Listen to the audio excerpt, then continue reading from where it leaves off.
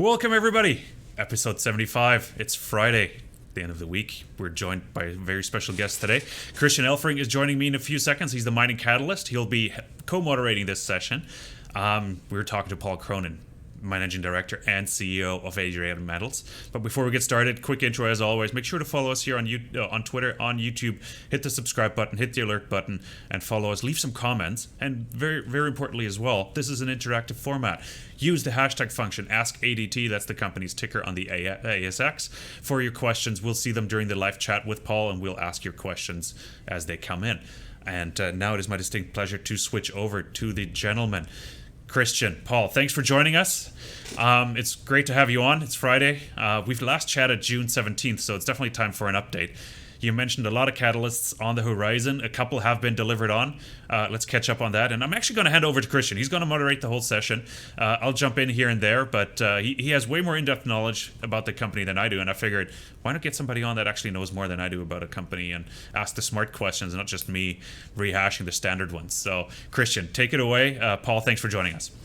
No problem. Yeah, thanks, Guy, for the introduction and for having me on. And thanks, Paul, for coming on the show again. Like I mentioned, a lot happened since you were last time on the show. Sandfire commenced legal proceedings claiming 4 million plus shares. The plan of arrangement with Tethyan was approved. Drill results from Tethyan. You increased the loan facility to Tethyan to recommence drilling. The updated resource estimate and the land expansion. So let's start with the legal proceedings from Sandfire. Can you tell us anything about that, or? Look, Sandfire have suggested in a writ that that under the anti-dilution clause of a strategic cooperation agreement, that we owe them some shares. We've been having discussions with Sandfire about this for some time. We were a bit surprised that they served this writ on us. We've now lodged a defence. Sandfire have lodged supplementary documents. I think there'll be a resolution to this fairly promptly, quite frankly. I'm not worried about it. It's a slight inconvenience. Okay. The market will be informed accordingly, I assume. Yeah, absolutely. I mean, as soon as there's a resolution to it, if it goes all the way to trial, it'll be months away. But I don't think that'll happen. Okay, good to know. So, like expected, I guess the plan of arrangement for Tethyan was approved. Yeah. We we were delighted with that. It was I think there was 19 out of 80 million shares, so not 19 million, actually 19 shares that voted against the deal. I don't know who that was, whether they just ticked the wrong box or what, but it was obviously a well-supported transaction, and why wouldn't it be? It's a perfect tie-up of two companies, two teams. We've got very similar organisational culture. We've got the Tethyan guys coming to Bosnia on the 23rd, I think, and 24th for a bit of a meet and greet with everybody. We're going to have some of our guys in Bosnia go over and work there. Some of their guys come and work with us. It's going to be great, and we're waiting on just a small formality on the closing, which we should have next week, and then we've obviously advanced Tethyan a little bit of additional money, and we've done that because we want them to get on with that drilling. The confirmation program was done very quickly, in fact, by Tethyan, much faster than we expected it to be completed. And we worked with Tethyan's head of exploration to design a program that was designed to confirm as many historical holes as we could with as fewer meters as possible. But what we were obviously impressed about was the confirmation was very good. Number one. Number two, we got a lot of information about what was going on at depth. I think we'd said that most of the historic drill holes were less than 150 metres from surface, but had ended in mineralisation. We wanted to see what was going on at depth, so we put in a couple of deeper holes. and we showed extensions of mineralisation depth. But most importantly, I think we've shown that there is likely parallel structures there. Combine all of that information, and it's a really clear decision for Adriatic's management. Get in there and drill it. So there is another rig starting on site. I think it's this weekend or early next week. There'll be a second rig later on this month. And it's our intention to complete 12,000 metres there between now and sort of early to mid-December. And that will be drilling all the way along that 1.2 kilometre strike. And then we'll have a look at it and see what we see. But there'll be an array of drill holes coming out on that over the coming months. It's pretty exciting, and I think these assets have got potential for some serious scale. They're in the right district. I keep reading old books about the conquest between Alexander the Great and the Ottomans and everyone who's sort of been up and down the Balkans over the last 1,000 years, and they all talk about the Raska district. And if you want to control the Balkans, you've got to control Raska, because that's where the gold and silver is. So we're going to go and find out. So you mentioned 12,000 meters until December. There is no drilling in winter that can be done, or it's impossible? No, you can. It is possible. It's just very, very unpleasant. When you're dealing in mountainous regions where the topography is steep, putting drill rigs and four-wheel drives on site on icy dirt track roads is dangerous. We'd love to see drill hole results, but we're not going to put any of our staff in a situation where we could have injuries. No, I understand. And when will drilling restart for both Rupice, Veovaca and Tethyan? So Rupice is still drilling. Rupice is a little different. We can actually drill there through winter because of the extent of the tracks that we've made and the work that we've done there. So we can continue to drill through winter. We'll see what the results bring from the current rigs. At the moment, my rigs are focused, or have been focused, on infill drilling for the resource. They're focused on doing water, hydrogeologic test work for the feasibility study. But we have got two rigs continuing to step out at Rupice at the moment to the south, but we're also going to bring in one and keep going to the north as well. Drilling at Rupice will continue. The best time to start drilling is sort of around mid-April.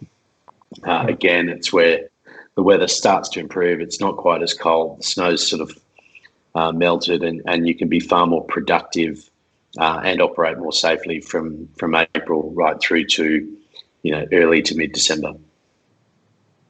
Okay. And I think we now have to talk about the blockbuster news release, the updated resource estimate. The market seemed a bit spooked about it. Decreased grades, higher cutoff grades. What can you tell us about it? So when we did the initial resource back in July last year, we were still doing the scoping study, and we were still evaluating trade-offs as to whether Rupice would be an underground or an open pit. We made the decision to do the resource on the basis that it could be an open pit. We calculated 0.6% zinc equivalent cutoff grade, because at that point in time, zinc, although only marginally, was still the most dominant metal in situ. Having now had the benefit of doing the scoping study, looking at the actual recoveries, the payabilities for the metallurgical test work that we've done, plus the shift in prices that's occurred since last July, silver is now by far and away the most dominant metal. And silver and gold, make up about 50% or slightly over 50% of the likely revenue. We made the decision to increase the cutoff grade to an underground cutoff grade, but we also made the decision to look at that cutoff grade in terms of its silver equivalent rather than zinc equivalent. So by comparison, where we had 0.6% zinc equivalent, we've increased the cutoff grade for comparison purposes to 1.6% zinc equivalent. We've basically showing in there that we expect our marginal cost to be around $40 a tonne through that cut-off grade. Should be a fairly good indicator of the costs that you might see in the pre-feasibility study. And if you recall from the scoping study, we showed mining and processing and operating costs of $57 a tonne. We also had in the scoping study 7.2 million tonnes of mineable material going into the plant. With a pre-feasibility study, of course, you can't use inferred. You have to use indicated only. And if you look at our resource on the indicated only, of the, which was 9.5 million tonnes in the new resource at an underground cut-off grade that is currently having NSR calculations done over it by the mining consultants, you'll find that we're going to be putting through more tonnes. The grade is roughly the same, a slight decline in grade, but not a huge decline. And you do tend to find when you do infill drilling, more often than not, you do lose a bit of grade, and that happened to us. I accept that. Mother Nature was not kind, but it is what it is. Either way, I've now got a resource that's incredibly robust, that's had a lot of work done to it and understanding the structural controls around it, that I can put together a mine plan that I can use in a definitive feasibility study, and most importantly, is going to give me a very, very high resource to reserve transition. So this was not done in a way to try and boost the tonnes. If I wanted to boost the tonnes, I would have left it at a 0.6% cut-off grade and reported 17.5 million tonnes. I'm sure everybody would have been waving the Adriatic flags, but that's not why we did this resource. We did this resource because we actually have to build a mine, and that's what we're going to do. Perfect. Let me jump in here real quick because we got a question on Twitter that sort of ties in right there because you've been talking about silver equivalent, zinc equivalent, and also the price tag you've been using. And the question is, like, what kind of price tag do you plan to use for silver in the PFS going forward? Is there any indication you can give us what you're looking at? So there's always an ongoing debate as to whether you should use consensus pricing or spot pricing, or some companies just use whatever pricing they want. I think in the National Instrument Code, you are required to use either the lower of spot or the last 3 months, the average of the last 3 months. JORC gives you a little bit more flexibility. We are having that debate, but I think, silver pricing in the mid-$20 range is quite defensible. Gold is quite defensible. The problem with using a consensus price is you've always got these outliers, right? So you've got some analyst somewhere that says gold's going to be $22,000 an ounce and one that says it's going to be 500. I think if you take those out and you look at the consensus on the analyst estimates for metals, you're probably dealing somewhere close to spot. For me as an ex-commodity trader, there is only two prices. There's the spot price and the forward curve, because you can't touch anything else, right? A consensus is still an estimate. No, that makes a lot of sense. Thank you. Christian, go ahead. Yeah, thanks, Guy. The market was quite spooked by the updated resource estimate, but you had a share price was down, I believe, 10-12%. Okay, 10%. But you had a little trick up your sleeve for the next day. You brought out a news release with the new land concessions. Yeah, we did. Give us a rundown on the newly acquired land.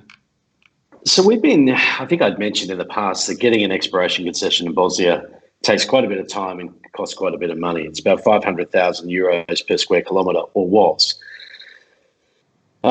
We'd been working with government and a government-established committee to talk about how do you encourage exploration expenditure, and we often drew references to other jurisdictions, some in the Balkans and some worldwide, and said, well, if you actually lower the fees, what you'll see is more companies will come in and do exploration. It's going to take you a little bit longer to get some revenue out of it, but what you'll see is an indirect economic benefit. And we were able to point to that to show the amount of money that we'd invested in Bosnia through drilling and all of the ancillary services and the impact that had. And so we managed to convince the government. And after quite some time, but it was a very productive discussion, that they should reduce those fees. And when they did that, we made an application for a very large concession. That concession is about 10 times the size of our existing concessions. It covers what we know to be the contact zone between the Jurassic and Triassic mineral belts in that area north of Sarajevo. So we haven't gone into the Sarajevo canton because Sarajevo's urban plan doesn't allow mining. No point going and picking up that. What we have focused on is Zenica Doboj canton, moving right north from the border up to Veovaca, a little bit beyond, leaving out the town of Varish and then continuing all the way to Rupice. And we've done that for two reasons. One, we have historical data which says there's likely to be mineral deposits in there. Two is our structural work that we've done, and we've done a lot of work on Rupice, Rupice is a phenomenal deposit. I mean, absolutely phenomenal. But it's heavily structurally controlled, and we've been looking at what are the characteristics that will give rise to another Rupice. And believe me, we're looking for it, but we needed more land to go find it, and that's what we've now got. We've got a 10-year exploration concession. We can get in there and do what we need to do. So we're going to fly some airborne geophysics over that later this month and early next month. We've got the guys out on site doing a lot of soil, creek and river sediments.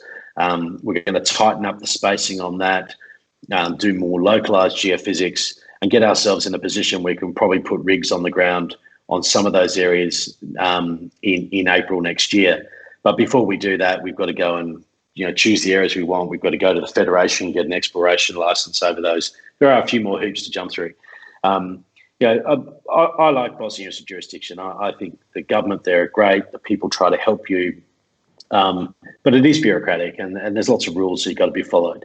But if you follow them, you get it done. It just takes a bit of time. We'll talk about permitting in a second. Christian, I'm going to jump in again because we get another great question in regard to the new land acquisition. It makes sense to sprinkle them in here. And Frank Starman is asking on Twitter using hashtag AskADT, are there any historical results for the new acquired land concessions, and are they equivalent to those found for Rupice? I haven't heard you say the word historical. That's why I throw that in there and see if there's anything we can hang our hat on. We do have historical data. We do have historical drill hole logs. We have historical trenching results. We have historical adits, and we have now augmented that with our own data, which has primarily been soil and creek sediments, but some rock chip sampling as well. And in some of those rock chips, I think we put it in the release. We hit 23% copper. Okay, so a nice grade. Okay. Imagine we'll be spending a bit more time down there. Perfectly asked and answered. Christian. Yeah, just one last thing I want to touch, the permitting. I think there's a general confusion about the permitting of Adriatic, because you have the exploitation permit for Veovaca and Rupice. Can you tell us the difference, and what's the timeline for both permits, and where are we standing? Okay, so the Veovaca was a formerly operating mine, so the permitting pathway for that was relatively straightforward. You have to do a reserves report. We did that 2019. You have to do an environmental impact assessment. We did that, submitted it in December last year. We received the environmental approval in May. We've now got to apply for our urban planning, which is a land rezoning. That's been in for a while. You get into August it's probably the same everywhere in Europe. Not a lot happens. Everyone goes on holiday, but everyone's now back from holiday. That urban planning permit is happening. We know that the Federation of us, the Canton of us, the municipality, for various opinions, those opinions are literally being drafted today and being delivered. And I expect that to happen. And the federal mining ministry, who are incredibly proactive, have already made all of the preparations for the hearings and the final approvals of the exploitation license for Veovaca. So that covers the Veovaca open pit, the tailings facility, and the plant area. Rupice is a little bit behind that because we were still drilling it. So we submitted the reserves report last year. That was approved.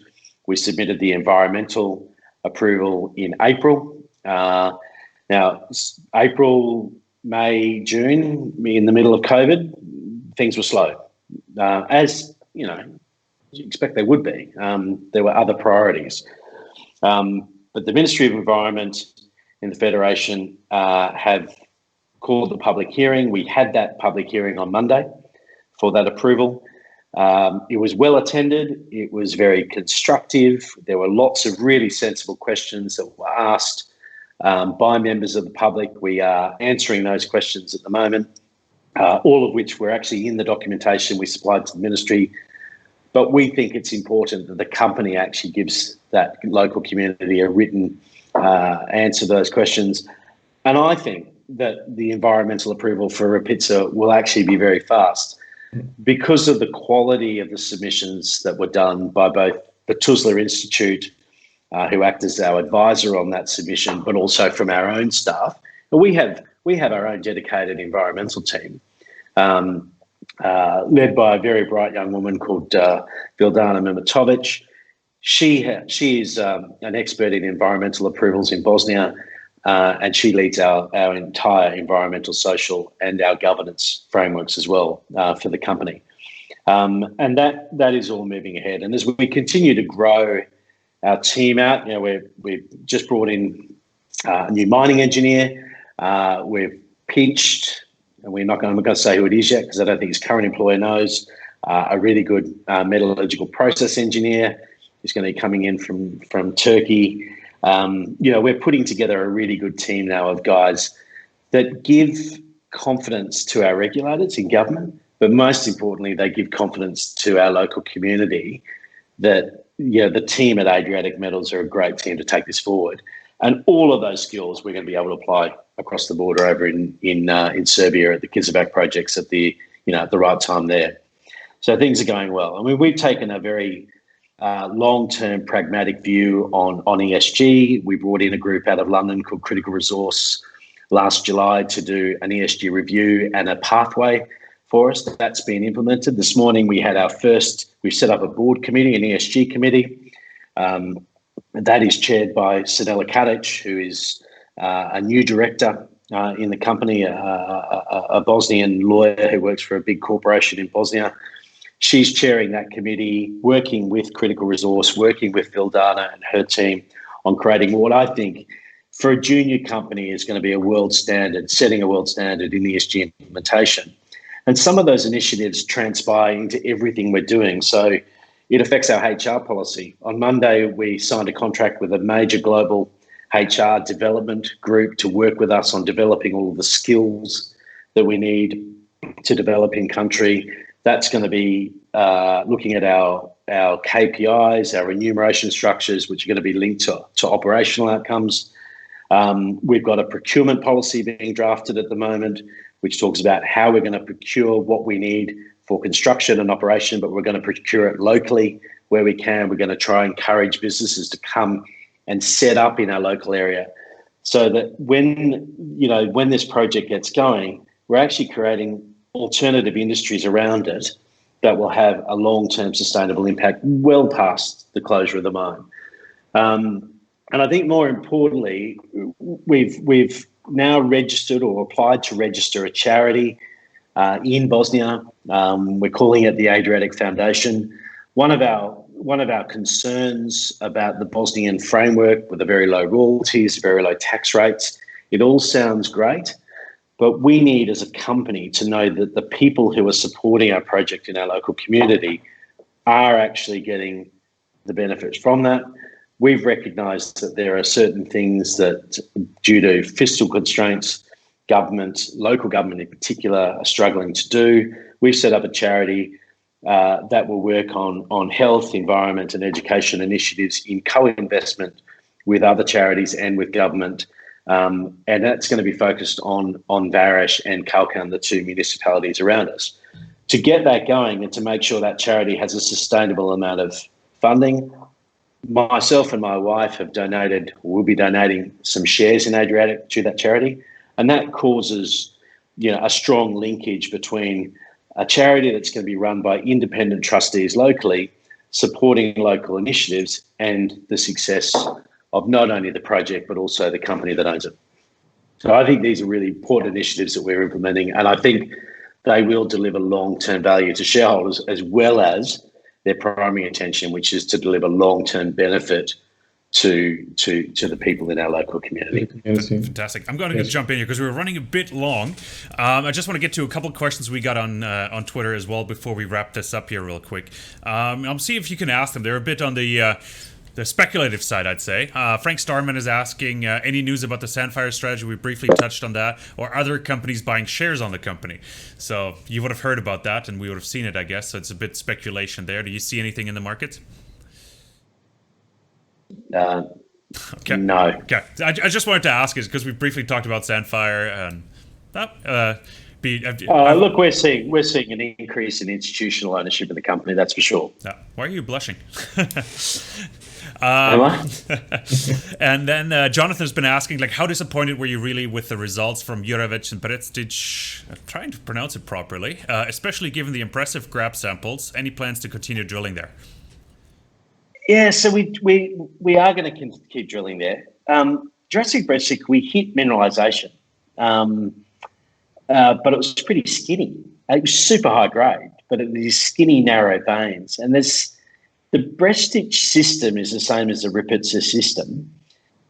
We can see that. But one of the big advantages of Brestic is the Yugoslavs built this fantastic adit that goes on underground for about 500 metres. And we've all said, we'll just go in there and drill it. That's not the way to do that exploration. We're going to open that adit. We're going to go straight back in underground and find out what's going on. Much easier to do it, at the face than it is through drill core. No, fantastic there. Christian, do you have any last questions? I think we need to wrap this up here at this point. Otherwise, it just gets too long. But perfect. Paul? No, I think I'm done. Thank you, Paul, for coming on.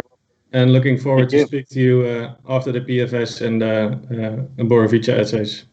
Fantastic. That'd be great. Thanks very much, guys. Appreciate it. Fantastic. Everybody else, thanks for tuning in. Thanks for watching. This was SF Live, episode 75. I've been joined by Christian Elferink. He's the Mining Catalyst. Make sure to follow him on Twitter. He's at Mining Catalyst. My name is Kai Hoffman. I'm the CEO of the Soar Financial Group. Make sure to follow us on YouTube, Twitter, turn on the alert buttons, subscription buttons, and leave some comments as well. It's really important to get some feedback. And have a great weekend, everybody. Thanks.